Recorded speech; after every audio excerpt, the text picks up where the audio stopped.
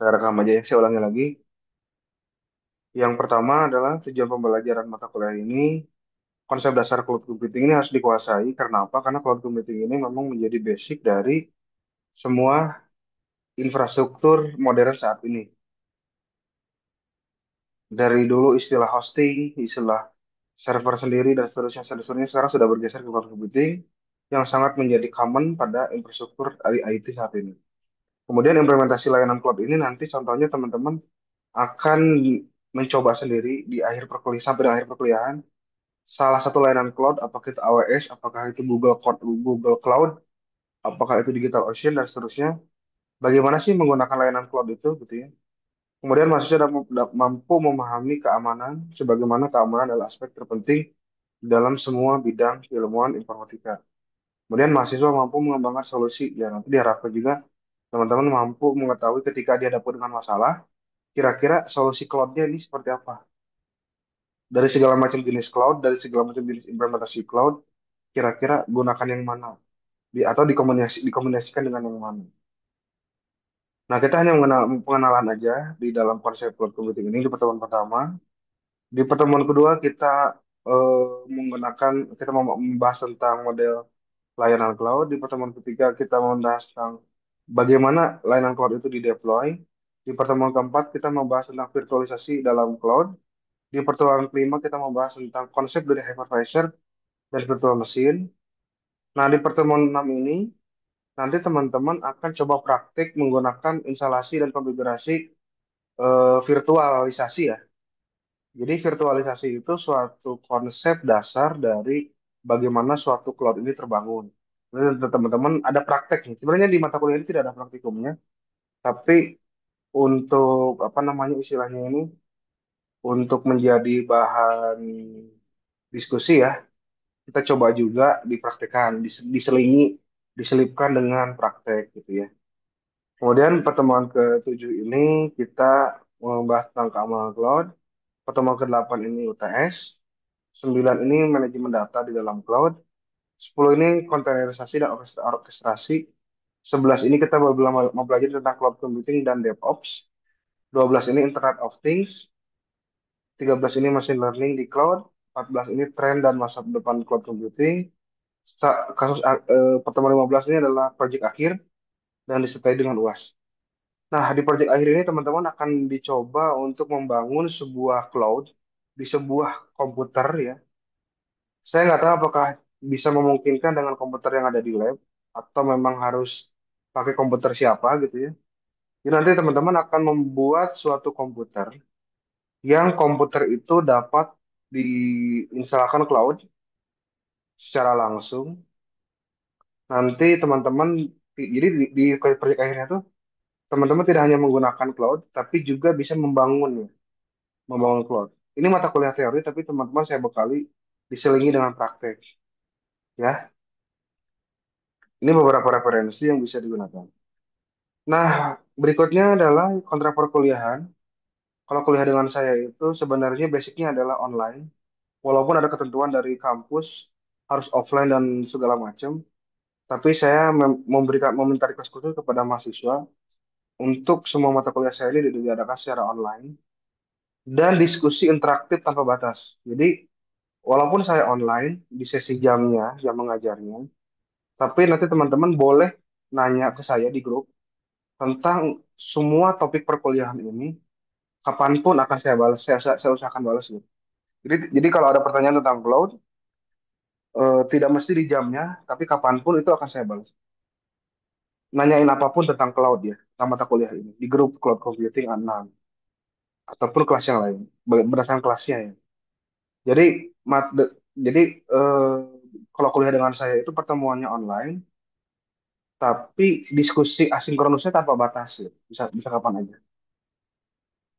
Kemudian ketika H-1 mohon konfirmasi, barangkali memang saya memerlukan offline, mohon ketua kelas atau perwakilannya mengkonfirmasi terlebih dahulu. Baik kelas reguler maupun kelas karyawan. Terutama kelas reguler ya. Kalau kelas karyawan memang banyak reguler, banyak banyak online. Kalau reguler memungkinkan ya, memungkinkan adanya kelas offline. Kemudian setiap tugas itu tidak saya masukkan ke Mitra, Tapi saya akan selingi di pembahasan setiap sesi perkuliahan. Baik itu pada saat di Zoom-nya, ataupun saya selipkan di materi, ataupun saya selipkan di WA Group. Jadi mohon diikuti diskusi diskusi materinya. Kalau Zoom, mohon dibaca materinya. Kalau PDF, mohon dibaca instruksinya di WA Group kalau itu ada instruksi. Karena tugasnya itu saya tidak akan eksplisit menjelaskan. Tugas satu yang mana, tugas dua yang mana. Nanti biasanya pada akhir perkuliahan teman-teman mungkin akan tahu ya ada mahasiswa yang ada tugasnya kecil, nilainya ada yang kurang, dan mungkin itu ada tugas yang tidak dikerjakan.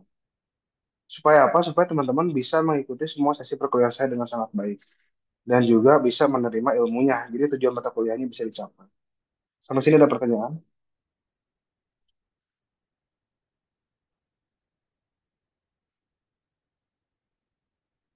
Silakan ada pertanyaan dulu. Boleh ditaruh di grup juga kalau ada yang mau nanya. Mau langsung disampaikan di sini juga boleh.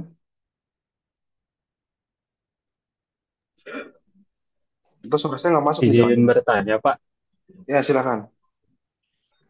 Eh, jadi pas nanti implementasi layanan cloud ini per kelompok atau per orang, Bapak?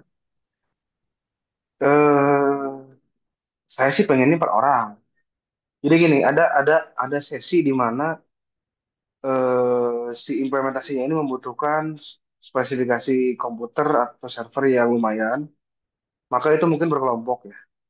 Tapi ada sesi di mana si pembelajaran ini tidak membutuhkan yang terlalu besar, spesifikasinya bisa dilatih masing-masing, misalnya itu maka itu masing-masing gitu ya.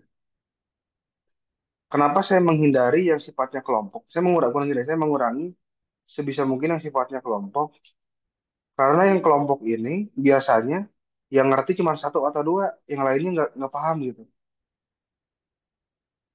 Oke, ada pertanyaan berikutnya. Oh, ya siap. Terima kasih, Pak. Oke, saya mulai aja pengenalannya. Nggak akan terlalu panjang. Nggak akan terlalu panjang, cuma singkat aja. Saya mulai sedikit tentang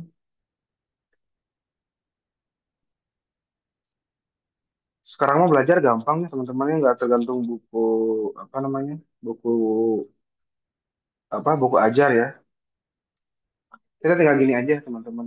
Atau nggak usah lah, nggak usah cari Google lah gitu. Nah, kita lihat dulu ya gambarannya. Apa itu cloud computing? Nah, sebelumnya ada yang udah tahu apa itu cloud computing? Ada yang bisa nebak-nebak apa itu yang disebut dengan cloud computing? Kayak tempat buat nyimpen data gitu, bukan, Pak? Kayak misalnya Google Drive, iCloud, dan lain-lain. Iya, itu. iCloud dan Google Drive itu sifatnya adalah cloud computing dalam layanan public cloud, jenisnya public cloud. Cloud computing, tipenya public cloud, jenisnya adalah penyimpanan cloud, gitu. Ya, tapi si cloud computing sendiri apa? Nah, jadi cloud computing itu merupakan suatu komputasi yang tidak lagi kita mengenal infrastruktur. Jadi kita tinggal menggunakan layanannya saja, kita bisa melakukan komputasi dimanapun tanpa batasan geografis. Kalau dulu kita melakukan komputasi itu selalu nanyain kan, komputernya di mana, servernya di mana, gitu ya. Kalau sekarang nggak, kita tinggal login, kita tinggal upload ya, kita tinggal gunakan, kita tinggal sinkronisasi, semuanya selesai. Jadi apa bedanya komputasi biasa dengan cloud computing? Perbedaannya adalah di kata, ada di dua kata kunci, yaitu kita tidak mengenal tempat dan kita tidak terbatas pada hardware.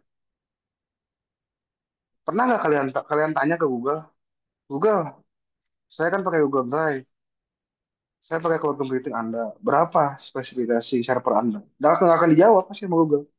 Pernah penasaran nggak sih kalian lihat Google? Kalian menggunakan layanan Google ya? Pernah tahu nggak atau pernah nanya nggak gimana gimana spesifikasi servernya? Enggak, Pak. Kalau sampai situ belum, Pak. Ya memang nggak akan dijawab. Memang memang public cloud itu tidak mengenal dapurnya. Jadi kalau kita lihat sistem komputer itu kan ada dapurnya, ada depannya gitu kan. Kalau kita akses aplikasi Uninus nih ada website, ada halaman yang kalian akses di browser, itu depannya, dapurnya gimana? Nah, si cloud ini tidak bicara dapurnya. Si cloud ini bicaranya bagaimana supaya menghasilkan layanan yang bisa diakses di depannya gitu. Jadi kalian pengguna nggak perlu tahu si Google ini nyimpan data kalian di mana, servernya berapa gede, operasi sistem operasinya apa, web server jenisnya apa. Kalian nggak perlu tahu. Yang penting kalian bisa make. Itulah yang disebut dengan cloud computing. Ada makanya disebutnya cloud. Cloud itu artinya apa? Awan. Awan itu identik dengan internet. Kalau kalian belajar jaringan, ada cari simbol topologi. Ketika nyari simbol topologinya internet, itu keluarnya awan. Artinya apa? Ini bisa diakses selama ada internet. Itu disebut dengan cloud. Tanpa harus tahu di belakangnya dapurnya seperti apa. Itu definisi cloud. Nah, makanya ada istilah di sini service nih. Nih, delivery of computing service adalah suatu output dari apa? Layanan komputasi, layanan gitu. Ada kata kuncinya. Termasuk server. Nah, kalau server gimana? Saya bisa sewa server di Google, saya bisa sewa server di AWS, di DataOcean. So, storage apa? Contohnya apa? Ada Google Storage, ada Google Drive, database juga ada Google Database, software juga apa contohnya software? Contohnya kalau yang sifatnya software apa teman-teman? Google Spreadsheet, Google Sheet, Google Form, Analytics apa contohnya? Dashboard, Google Dashboard atau apa kan bisa. Nah, istilah cloud ini selalu identik dengan internet. Jadi intinya adalah komputasi yang layanan komputasi yang tidak perlu kita tahu belakangnya seperti apa, yang tidak perlu kita tahu dapurnya seperti apa, tapi selama bisa diakses ke internet. Itu definisinya. Jadi kalau definisi yang nanti pada saat ujian, selain definisi itu akan saya salahkan. Sekali lagi definisi cloud computing adalah suatu layanan komputasi, suatu layanan komputasi yang dapat diakses di internet, yang dapat diakses melalui internet tanpa perlu mengkhawatirkan dan mengetahui proses atau dapur pengolahan sistem di belakangnya. Jadi bahasa Sunda nama tinggal pakai cloud itu. Kantun nganggo tinggal pakai, kita nggak usah mikirin lagi. Berapa bandwidth internetnya? Bagaimana servernya? Di mana data kita ditaruh? Itu bukan urusan kita. Gitu ya. Nah, jenis-jenis dari cloud computing itu ada beberapa. Ada public cloud, ada private cloud, ada hybrid cloud, ada multi cloud. Suara saya masih kedengaran? Masih, Pak. Masih Apa Pak. itu apa itu public cloud? Public cloud itu adalah suatu cloud yang benar-benar hanya kita tinggal pakai. Kita tidak kita public cloud itu tidak ada kepemilikan, tidak ada yang memiliki sebenarnya ya. Secara layanan ini kita siapapun boleh gitu, intinya gitu. Public cloud itu semua setiap orang boleh gitu. Itu public cloud. Kalau misalnya berbayar setiap orang itu boleh asal bayar kan gitu. Itu sebetulnya public cloud. Nah, private cloud ini adalah semua layanan yang praktis banget seperti cloud yang tadi, yang di sini yang public cuman si private ini dibangun dibangun oleh pihak tertentu untuk keperluan tertentu. Contohnya Kementerian Kominfo, pernah dengar kasus Kementerian Kominfo yang dihack sama ransomware di Juni 2024 lalu? Nah, Kenapa? namanya itu Pusat Data Nasional Sementara atau PDNS. Ya, si Pusat Data Nasional ini merupakan suatu cloud yang sifatnya, yang tipenya private dan tujuannya tertentu. Apa itu tertentu itu apa? Hanya bisa diakses oleh pemerintah, hanya bisa digunakan oleh pemerintah. Kita mahasiswa nggak bisa nih, karena kita bukan pemerintah. Maka itu masuk dalam kategori private cloud. Nah, sekarang ada hybrid cloud. Hybrid cloud adalah kombinasi dari keduanya. Contohnya apa? Contohnya apa? Kita membangun suatu, jadi ada suatu penyedia cloud, misalnya AWS.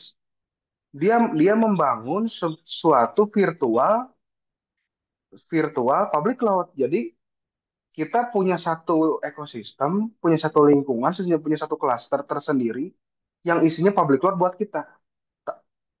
Ngerti nggak maksudnya? Jadi istilahnya tuh kita seperti punya toko sendiri gitu. Karena kalau kalau private cloud itu kan toko sendiri. Kita jual untuk keperluan sendiri lah gitu ya istilahnya. Private cloud itu kan toko punya sendiri. Kalau hybrid cloud itu adalah contohnya apa? Kita punya toko sendiri di infrastruktur yang publik gitu. Kita punya punya cloud sendiri, tapi kita membikinnya di atas layanan publik. Contohnya apa? Contohnya apa yang hybrid ini? AWS. Kita bisa membuat virtual data center. Si AWS-nya publik, tapi cloud-nya hanya untuk kita gitu. Itu yang hybrid. Nah, kalau yang multi cloud apa? Multi cloud ini adalah istilahnya itu apa? Suatu konsep private cloud yang tidak mengunci di merek tertentu. Kan merek-merek private cloud itu macam-macam. Ada VMware, benar nggak? Ada VMware, ada Nutanix ya. Yang saya tahu cuma dua itu, VMware, Nutanix ya. Nah, si multi cloud ini tidak ada kedua merek ini, tapi dia hanya menawarkan konsep. Semua merek bisa ikutan. Begitupun hardware-nya. Servernya mau IBM, mau Lenovo gitu ya. Mau apa lagi? HP. Semuanya tidak ada istilahnya ini vendor lock-in. Tidak ada pembatasan pada vendornya. Saya ulangi, public cloud itu adalah suatu layanan cloud yang benar-benar itu dipublish, siapapun boleh pakai. Private cloud ini adalah suatu layanan cloud. Sebenarnya kita tinggal pakai, cuma kita harus bangun dulu di awal. Kita tinggal pakai, tapi organisasi kita atau instansi kita harus bangun dulu. Dan tidak bisa digunakan oleh organisasi lain atau instansi yang lain.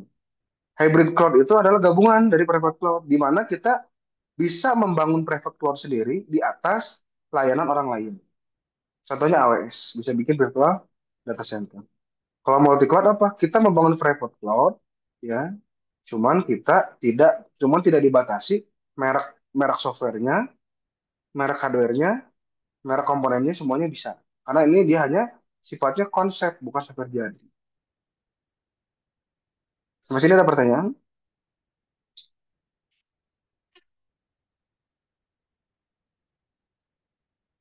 Halo?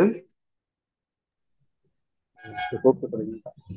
Nah, berikutnya adalah cloud service model. Cloud service model itu adalah infrastructure as a service, platform as a service, dan server as a service. Infrastructure as a service itu apa contohnya? Kalian pernah dengar nggak istilah virtual machine? Atau apa bahasa ininya tuh ya? VPS, VPS pernah dengar? Pernah dengar VPS?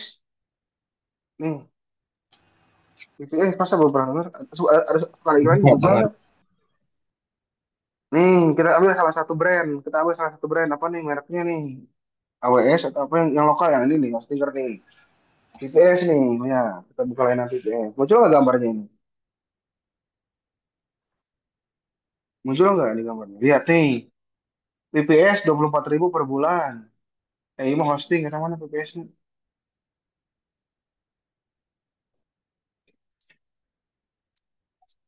Nah, iya, sorry, ini mah hosting apa? Kela, mana VPS teh? Bukan ini. Coba ini, coba. Nih, yang menyediakannya rumah web. Tuh, lihat. Kita tinggal pilih size-nya mau apa. Kita yang gede yang gini ya, yang paling mahal nih. Lihat, kita dapat CPU-nya 16 core, RAM-nya 64 GB, storage-nya 1200, bandwidth-nya unlimited. Lokasi data center-nya pilih di mana? Ah, di Bogor atau di Bekasi? Ah, Bogor. OS-nya apa? Ubuntu atau apa? Windows ada sih? Windows? Oh, nggak ada sih Windows mah. Nah, Ubuntu. Udah tinggal deploy terus bayar deh. Jadi kita seperti punya komputer di dalam cloud. Jadi kita punya komputer yang terinstall di dalam cloud. Itu yang disebut dengan infrastructure as a service.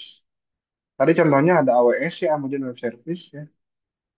Ada Google Compute Engine, Ini yang dipunyai sama Google. Oke, nomor satu ada pertanyaan. Infrastructure as service.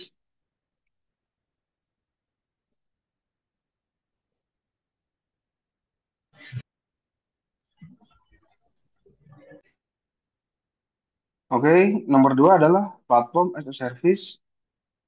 Platform as a service itu adalah suatu platform yang dapat digunakan secara publik, levelnya di cloud. Contohnya apa platform as a service itu?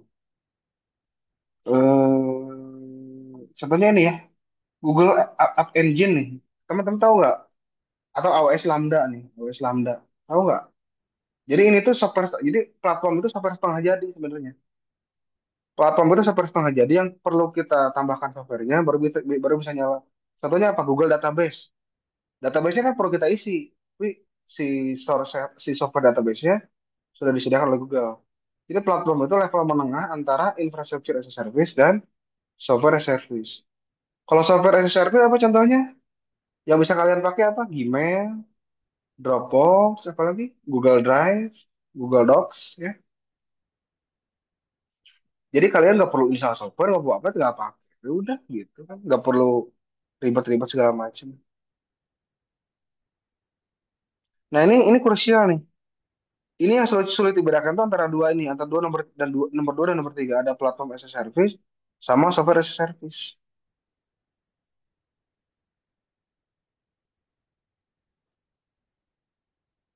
Kalau iCloud itu contohnya apa iCloud? Kalau iCloud apa contohnya? Contoh dari apa iCloud? iCloud dari ketiga ini. Platform as service bukan Pak? iCloud bukan. iCloud itu software as a service. Berarti software yang ketiga ya. Software. Karena bandingannya dengan ini apa? Kalau Microsoftnya apa namanya? Saya lupa. Oh, OneDrive ya. OneDrive juga sama software as a service. Google Drive juga software as a service. Bedanya dengan platform, platform itu kita mesti mendeploy dulu softwarenya. Kita mesti mendeploy softwarenya, kita mesti mendeploy datanya, baru jadi. Kalau software itu ya tinggal pakai, udah benar-benar tinggal pakai, nggak perlu nambahin apa-apa lagi, ya. Oke, Ya Pak. apa benefit dari cloud computing? Cost saving ya. Jadi uang kita tuh nggak gini. Contohnya gini, kita cuman perlu suatu server untuk nyimpen web kita. Kalau kita kalau kita menggunakan cloud itu tadi kan kita lihat ya harganya ya. Nih lihat. Dengan cuma 16 gini gini gini gini contohnya. Saya cuman butuh 1 bulan untuk suatu server yang diakses secara internet. Berapa biayanya? Saya cuma pakai 1 bulan. Kata kuncinya itu 1 bulan. Nah, sekarang lihat dengan harga 1.875.000 kita udah dapat CPU 16 core, 64 GB, storage 1021,2 TB. Ya, paham ya? 16 core, RAM 64, storage 121,2 TB. Harga catat ya, harga 1.850.000. Sekarang kita kita simulasikan, tolong buat kisaran harga spesifikasi server,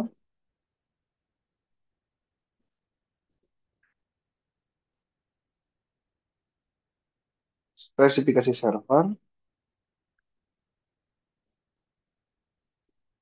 Coba kita lihat, bandingkan murah mana. Bener nggak cost saving itu kita buktikan. Ya, harganya berapa? 64 juta. Ya, harganya berapa? 64 juta. Sedangkan ini berapa? Cuma berapa tadi? 1.800.000. Terjawab nggak cost savingnya? Terjawab, Pak. Hmm. Sekarang pertanyaannya scalability. Apa itu scalability?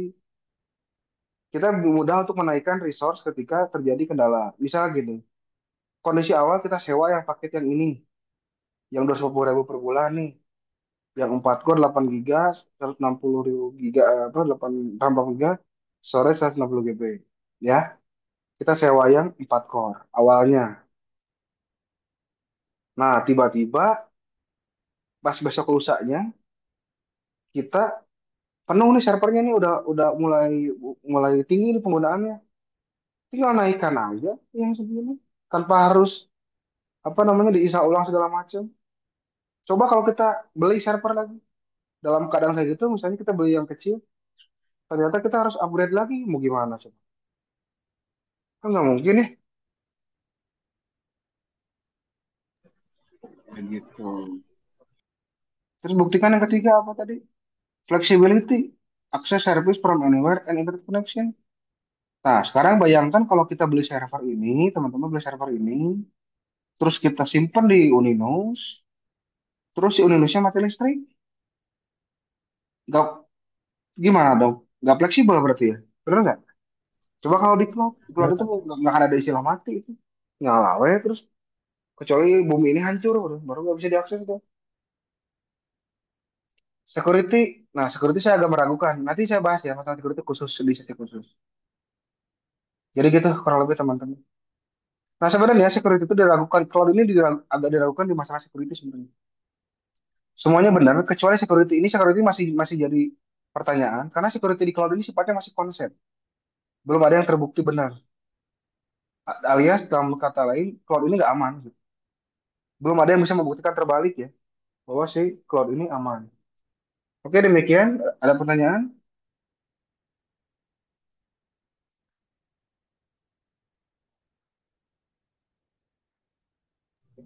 Tidak sepertinya Pak.